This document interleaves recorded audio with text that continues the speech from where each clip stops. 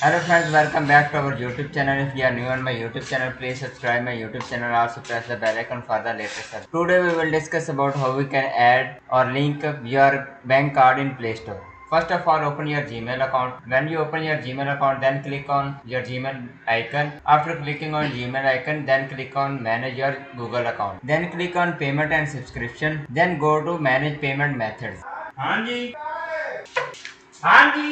Then click on add payment method. You can see it. I already many cards here. You can also add your bank account here.